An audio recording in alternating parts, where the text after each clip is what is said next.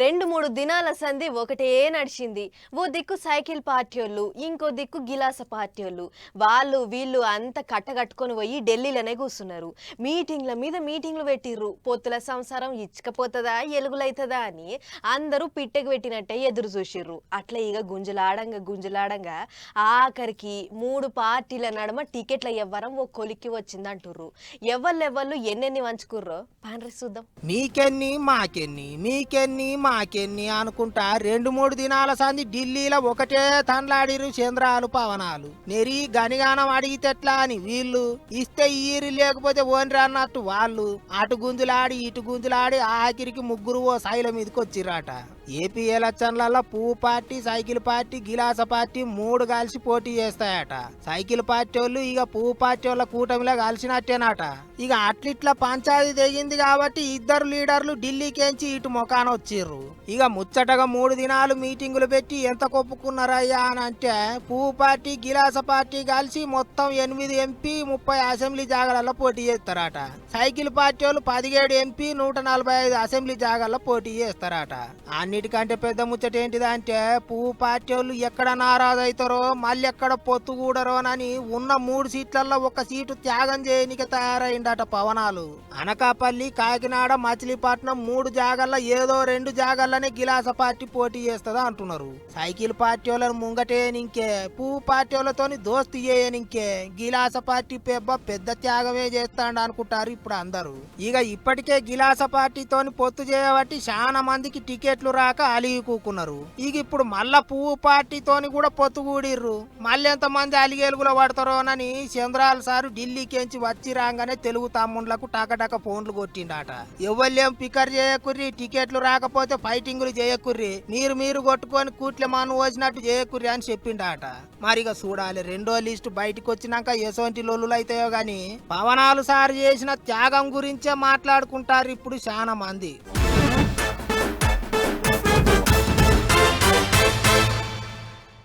పని చేయాలి, ప్రచారం చేసుకోవాలి, లేకపోతే రాజకీయాలలో అస్సలు నడవది. అందుకే మన లీడర్ సాబులంతా ఎప్పుడు ఏదో ఒక మీటింగ్ పెట్టుకొని పబ్లిక్కు తీరొక్క ముచ్చట్లు చెప్తుంటారు. పతారా వెంచుకునే ప్లానింగ్లు వేస్తుంటారు. ఎంపీ ఎలక్షన్లు దగ్గర పడుతున్నాయి కాబట్టి లీడర్లంతా ఇప్పుడు గిదే పనిలో ఉన్నారు. తెలంగాణలో అధికారంలో ఉన్న షై పార్టీ లీడర్లు అయితే అస్సలు రికాం ఉండలేరు. ఇగో సీఎం సార్ మళ్ళీ కార్యం ముంగటేసుకున్నాడు. పాండ్రిగా సంగతి ఏందో చూద్దాం. ఎప్పుడు ఎల్బీ నగర్కి వచ్చినా గుండె వేగం పెరుగుతుంది.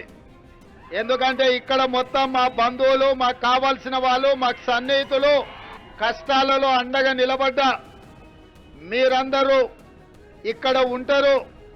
ఏ అవసరం వచ్చినా ఏ రాత్రైనా అండగా నిలబడతారు. మిమ్మల్ని చూస్తే ఆనందంతో గుండె వేగంగా కొట్టుకుంటుంది. గదా అన్నట్టు ఎల్బీ నగర్ పబ్లిక్ అంతా సీఎం సార్కు చుట్టాలన్నట్టే మాట్లాడిండు. అప్పట్లో అసెంబ్లీ ఎలక్షన్లలో కోడంగల్ పబ్లిక్ ఓడగొట్టిర్రని సారు మల్కాజిగిరికి వచ్చి ఎంపీగా పోటీ చేస్తే అత్తా పత్తా ఏం చూడకుండా అక్కున చేర్చుకున్నారట. ఒక్క ఎల్బీ నగర్ పబ్లిక్కే 30,000 ఓట్లేసి ఎంపీగా గెలిపించిర్రట. అందుకే మీరే చుట్టాలు, మీరే కావాల్సిన వాళ్ళు అన్నట్టు మస్తు పాయిరం చూపించిండు సారు.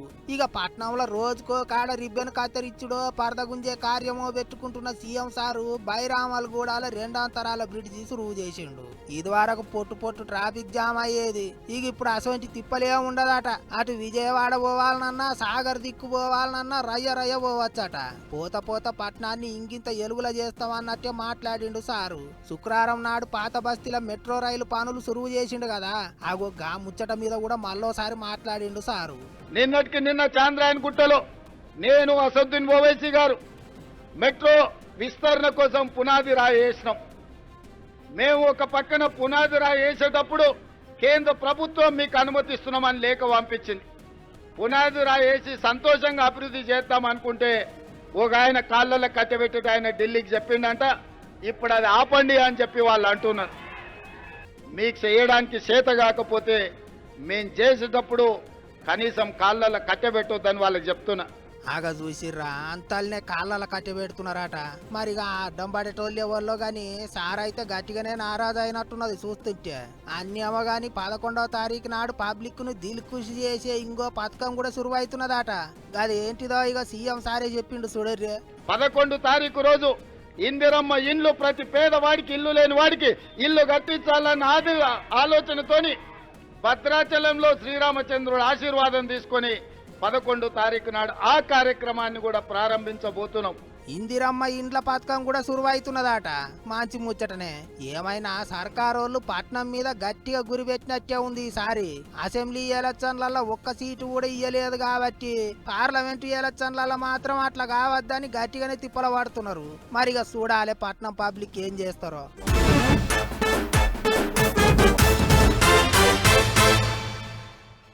అధికారంలో లేనప్పుడే 6 గ్యారంటీలు 66 వరాలు అన్నట్టు పొట్టు పొట్టు హామీలు ఇచ్చిర్రు షై పార్టీ వాళ్ళు. అసొంటిది అధికారంలోకి వచ్చినాక ఆగుతారా? పథకాల రువడి పెంచిర్రు, ఇచ్చిన గ్యారంటీలు అమలు చేస్తుర్రు, తీరొక్క ఇగరం చేస్తుర్రు. ఎవ్వలను నారాజు కానిస్తలేరు, ఎవ్వలను చిన్నతనం చేస్తలేరు, అందరినీ అరుచుకుంటుర్రు.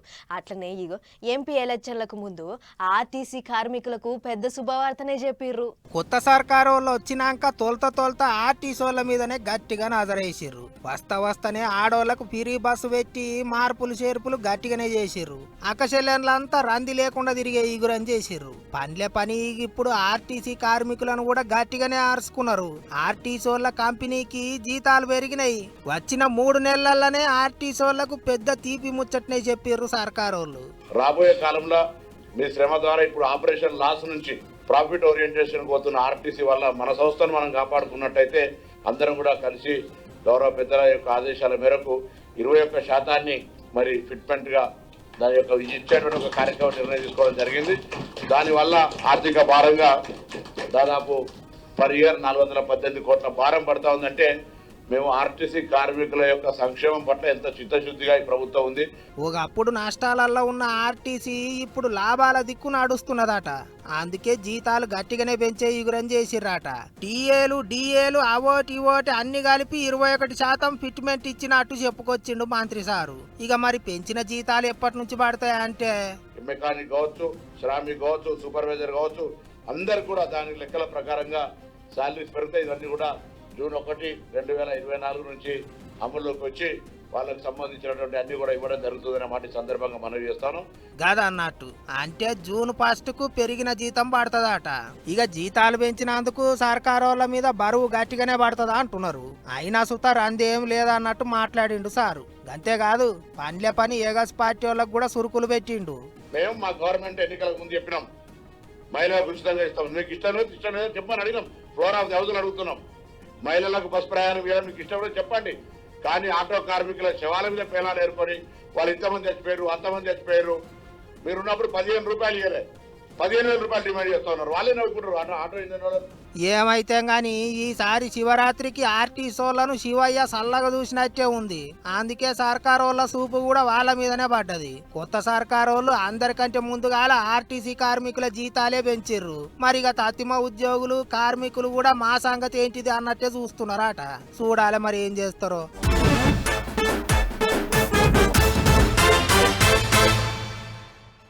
ఏనుగమ్మ ఏనుగు, ఏ ఊరొచ్చింది ఏనుగు, మా ఊరొచ్చింది ఏనుగు, మంచినీళ్ళకి వచ్చింది ఏనుగు. ఇక ఇట్లా చిన్నగున్నప్పుడు ఏనుగును చూసి పాటలు పాడుకునేటోళ్ళం.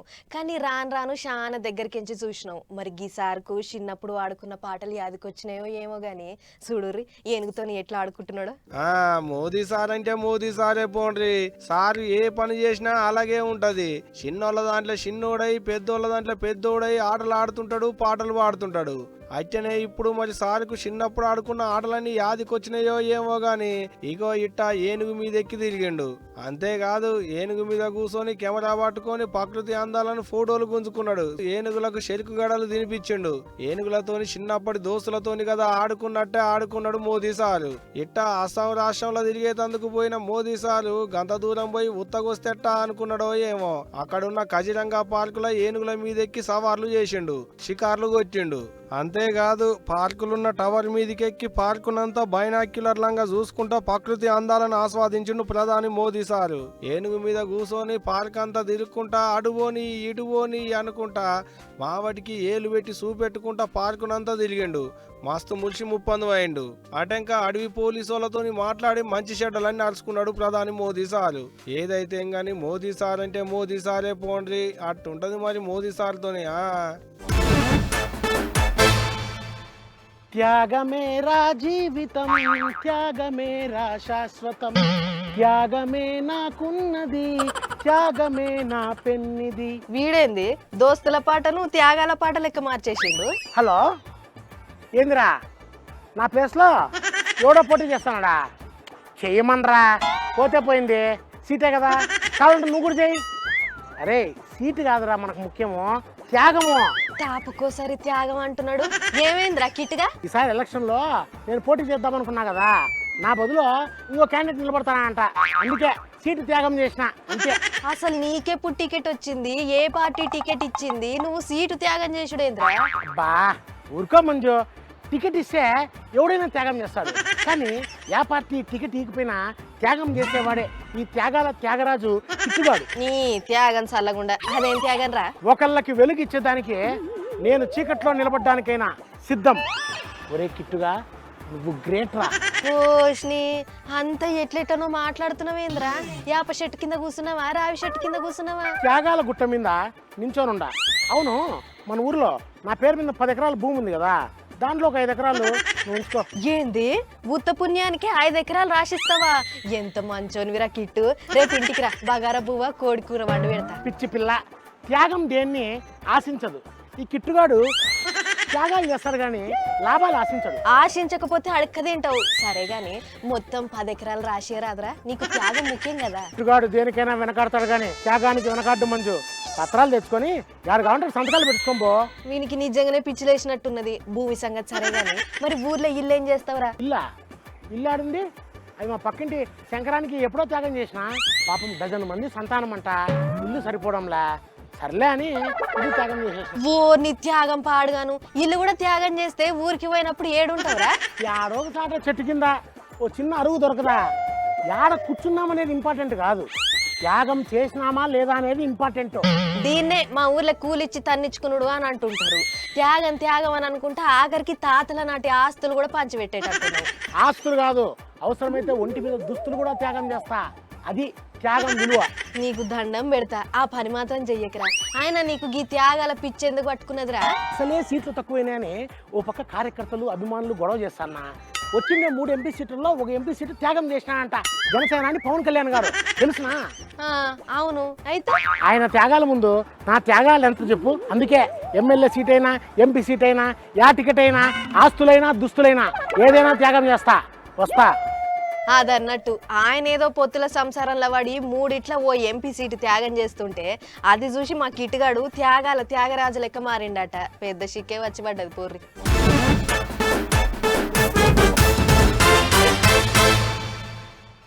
నేనే కేఏ పాల్ చూపిస్తా కమాల్ అన్నట్టు కేఏ పాల్ సారు రాజకీయంలో మస్తు జోరు చేస్తాడు. అగ్గగ్గో వచ్చే ఇగిగ్గో వచ్చే అన్నట్టే చేస్తుంటాడు. ఏం చేసినా ఏ ముచ్చట్లు చెప్పినా వచ్చే పాయ అన్నట్టే చేస్తుంటాడు పాల్ సారు. అగో అట్లనే ఇప్పుడు ఇంకో కొత్త ముచ్చట చెప్పిండు, గదేందో చూద్దాం పారి. ఓట్లు ఒత్తుడే ఆలస్యం, నేనున్నా అనుకుంటా ఊరికొస్తాడు. ఆడంగా పోటీ చేస్తా, ఈడంగా పోటీ చేస్తానని మీటింగులు పెట్టి చెప్తుంటాడు. ఆఖరికి ఎన్నికల సంఘ పోళ్ళు నాకు గుర్తియలేదని ధర్నాలు చేస్తుంటాడు ప్రజాశాంతి పార్టీ పెబ్బ శాంతి దూత కేఏ పాల్ సారు. అట్ట ఇప్పుడు పార్లమెంటు ఓట్లు దగ్గర పడుతుంటే ఎప్పట్లెక్కనే పోటీ చేసేందుకు తయారైతున్నాడు. సార్ ఒక్కడే కాదు, మొత్తం అన్ని దుక్కుల సార్ పార్టీ వాళ్ళని నిలబెడతాడట, గెలిపించుకుంటాడట. వైజాగ్ లో నేను ఎంపీగా పోటీ చేస్తున్నాను విశాఖపట్నం. పాలన రావాలి, పాలన మారాలి అనే స్లోగన్తో 3 కోట్ల ప్రజల్ని రీచ్ అయిపోయారు ఆంధ్రప్రదేశ్లో. అగనట పాలన రావాలే, పాలన మారాలే అనుకుంటున్నారట ఏపీ పబ్లిక్. అంతేకాదు వచ్చే పార్లమెంటు ఓట్లలో ప్రజాశాంతి పార్టీ తరపుకించి వరంగల్ టికెట్ ను కొత్తగా సార్ పార్టీలో షరీకైన బాబుమోహన్ సార్కి ఇచ్చి నిలబెడతారట. వరంగల్ ఎంపీగా బాబుమోహన్ గారు ప్రజాశాంతి పార్టీలో చేరగానే మేము అనౌన్స్ చేసాం, వారి పుట్టినూరైన వరంగల్. ఇది ఒక్కటే కాదు, నాతోని ఎవరు పొత్తుకొచ్చినా ఏం కాదు, పొత్తులో కలుపుకుంటా అన్నట్టే మాట్లాడుకొచ్చిండు. ఇనులోపారి అది కూడా నేను అలయన్స్ పెట్టుకోలే, ఎందుకు అంటే అందరి పార్టీల్లో అవినీతి ఉందని. కానీ దేశాభివృద్ధి కొరకు, రాష్ట్రాభివృద్ధి కొరకు, బాబుమోహన్ గారి కొరకు అలయన్స్కైనా సిద్ధం అని నేను ఒప్పుకున్నా. మేము కాంగ్రెస్ కలిస్తే 17 తెలంగాణ ఎంపీలు మాకే వస్తాయి, మేము బీఆర్ఎస్ కలిస్తే 17 ఎంపీలు మాకే వస్తాయి, పోతే ఒక ఎంఐఎం తప్ప. ఇది నా ఛాలెంజ్. మాకు ఓట్ బ్యాంక్ ఉందని ఇదే రుజువు. ఇగో ఇట్ట హైదరాబాద్ బషీరాబాద్ ప్రెస్ క్లబ్ లో మైకుల ముంగడ కూర్చొని మాట్లాడుకుంటా ఇటువంటి ముచ్చట్లు చెప్పిండు పాల్సారు. రారి వస్తే నా ఓటు బ్యాంక్ ఏందో చూపెడతా రారి, నాతోని కలిసి రారి అన్నట్టే ఇటు షెయి పార్టీ వాళ్ళను అటు కార్ పార్టీ వాళ్ళను పిలిచిండు. మరి చూడాలి ఎవరన్నా సార్తోని కలిసి పోటీ చేసేటందుకు వస్తారో రారో అనేటిదిగా.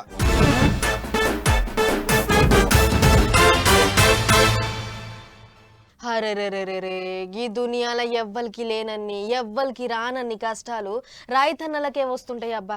రెక్కలు ముక్కలు చేసుకొని కష్టం చేసినా సరే మనిషికి సుఖం దొరకది. చీడపీడలు, నాసి రకం విత్తనాలు, అకాల వర్షాలు ఇట్లా అన్నిటినీ దాటుకొని పంట పండిస్తే ఆఖరికి గిట్టుబాటు ధర ఉండదు.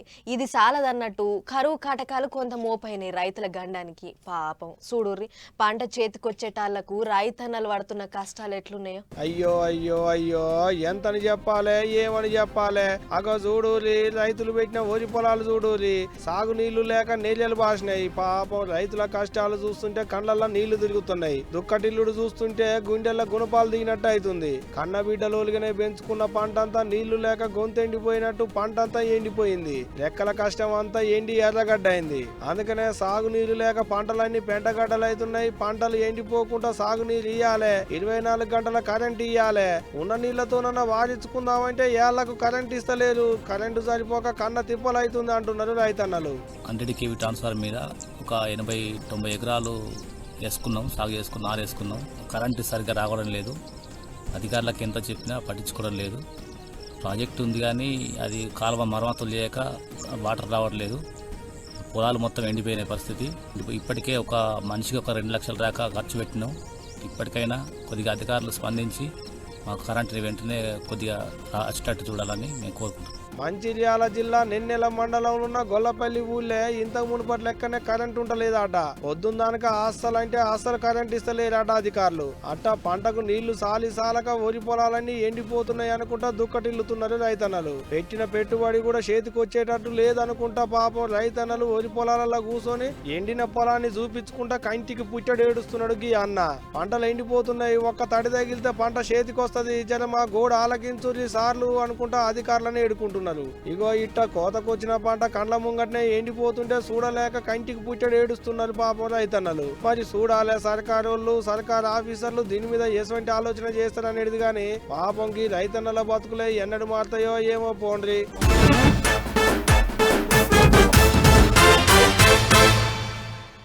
కోరికలకు ఆశలకు హద్దులుండయి. ఓ మస్తు అనుకుంటాం అన్నీ అవుతాయా.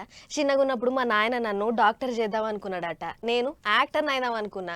మా అమ్మ నన్ను టీచర్ను చేద్దాం అనుకున్నదట. గిట్లా ఒక్కొక్కరం ఒక్కోటి అనుకున్నాం. కానీ ఆఖరికి నేను యాంకర్ని అయినా. కానీ మంచిగా తెల్ల పుల్ల బట్టలు వేసుకొని తయారయ్యి హీరోయిన్ లెక్కనే ఉన్నా కదా అని అనుకుంటుంటా. ఏదో సంబరపడాలి కానీ తెల్ల బట్టలు వేసుకున్నంత మాత్రాన డాక్టర్ అవుతావా? పోలీస్ బట్టలు వేసుకుంటే పోలీస్ అవుతావా? పోలీస్ అంటే యాదకొచ్చింది గిజ్జుడు. పెయ్యంత వాతలు పెట్టుకుంటే మాత్రం నక్క పులి అవుతుందా, పిల్లి సింహం అవుతుందా? అట్లనే పోలీసు డ్రెస్ వేసుకున్నంత మాత్రాన పోరంబోకు పోలీస్ ఆఫీసర్ అవుతాడా? పోలీసు కావాలనే కోరుకుంటే ఏం కాదు గాని పోలీసు బట్టలు వేసుకొని దొంగ పోలీసు లెక్కన మారి మందిని ముంచేటోళ్ళు కూడా బాగా మోపైలికి దునియా మీద. ఇగో గిడ ఫోటోలో కనపడుతున్నారు చూసిరా. ఇగో గీళ్లే గాళ్ళు, గీళ్ళిద్దరు ఆలు మొగలు. గాళ్ళ పేర్లు రమేష్, ప్రవీణ. శ్రీకాకుళం జిల్లాలున్న మొలియా పుట్టుగిల్ల సొంతూరు. సిఆర్పిఎఫ్ కానిస్టేబుల్ నౌకరి చేసుకుంటా సస్పెండ్ అయ్యి ఇంటి పట్టునే ఉంటుండటకి మోతవాలి. మనోనికి సాగు తెలివితేటలు బాగానే ఉన్నట్టున్నది. గయ్యన్నిటిని ముందటేసి ఇంటి ఆమెకో తెలుసు ఆయనకో తెలుసు గుట్టించుకొని పోలీస్ అవతారం ఎత్తిర్రు. పోలీస్ ఆఫీసర్ లెక్కనే ఫోజులు కొట్టుకుంటా నిరుద్యోగులకు సున్నం పెడుతున్నారట ఇద్దరు ఆలు మొగలు కలిసి. అగో చూడూరి అచ్చం పోలీసు లెక్కనే బట్టలు వేసుకొని గింత అంటే గింత కూడా అనుమానం రాకుంటే ఎట్టున్నారో అట్టా పోలీసు బట్టలను అడ్డం పెట్టుకొని రైల్వేల నౌకర్లు ఇప్పిస్తామని ఆలు మొగలు ఇద్దరు కలిసి లచ్చలకు లచ్చలు గుంజుడు కార్యం పెట్టుకున్నారట.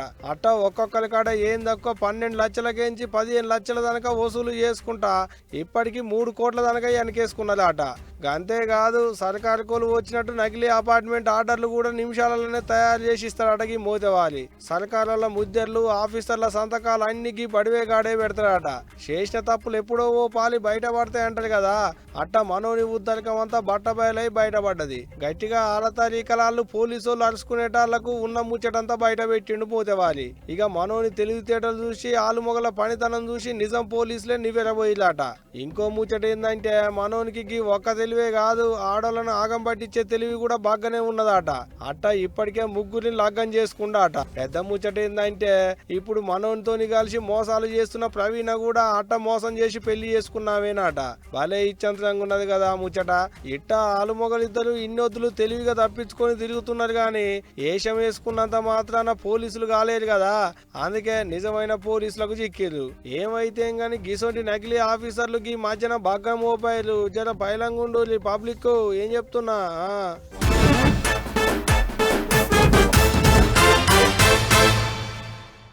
ఈ అలరేపట్ల కొందరు ఎట్లా తయారైనరంటే పైసకు పైస ముడేసి ఆయమన్న తిండి తినకుండా ఆయమన్న బట్ట కట్టకుండా రూపాయలు ఎన్కేసుకుంటుర్రు. కానీ ఇంకొంతమంది ఉంటారు చేసేది చిన్నపాటి దందే అయినా వచ్చిన ఆ కొద్దిపాటి ఆమ్దాని కూడా తను తినకుండా గరీబోళ్ళ కోసం ఖర్చు పెడుతుంటారు. అగో అచ్చంగి అన్న లెక్క తనకు కలిగిన బాధ ఇంకొకళ్ళకు కలగొద్దని అన్న గొప్ప కార్యమే చేస్తున్నాడు. రండి సార్ రండి మేడం, చల్లని చెరుకు రసం అనుకుంటా రోడ్డు పక్క పొంటి చెరుకు రసం బండి నడిపిస్తున్న ఈ అన్న పేరు లోకేంద్ర లాంగ్జామ్. మణిపూర్ రాష్ట్రం ఇంపాల్లో ఉంటాడు. అయితే 10 ఏళ్ల కింద లోకేంద్ర అన్న ఇంటి ఆమె పెద్ద పేగు క్యాన్సర్ తోని జీవిడిచిందట. చేతిలో సరిపోని పైసలు లేక ముప్పు తిప్పల పడ్డాడట. అట్లనో ఇట్లనో చేసి ఇంటి ఆమెను బతికించుకునేందుకు గట్టిగానే తిప్పల పడ్డాడట. అట్లా క్యాన్సర్ రోగం వస్తే ఎంత తిప్పలైతుంది అనేది ఎరుకైందట.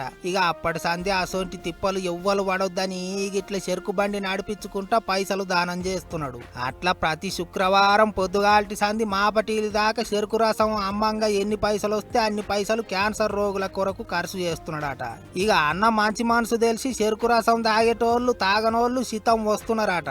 అన్ని రోజులు గిరాకీ తక్కువే ఉన్నా శుక్రవారం నాడు మాత్రం పబ్లిక్ ఎగబడతారట. మనం చేసే మంచి పనే మనల్ని ముంగటికి నడిపిస్తదంటే ఇగో గిదే కావచ్చు కదా. అన్న చూస్తానికి పేదగా అవుపడుతున్నాడేమో గాని గుణంలో మాత్రం ధనవంతుడే. పెట్టిన బండి చిన్నదేమో గాని సాయం మాత్రం పెద్దదే అని అంటున్నారు ఈ ముచ్చటెరకైన పబ్లిక్. రూపాయి ముడేసి దాచిటోళ్ళను చూసినాం గాని గిట్ల తాను పేద అయినప్పటికీ వచ్చిన పైసలల్లో ఎదుటోళ్లకు దానం చేయాలని ఆలోచన చేసిండు. అందుకే గొప్పోడే అని తారీఫ్ చేస్తారు అందరూ.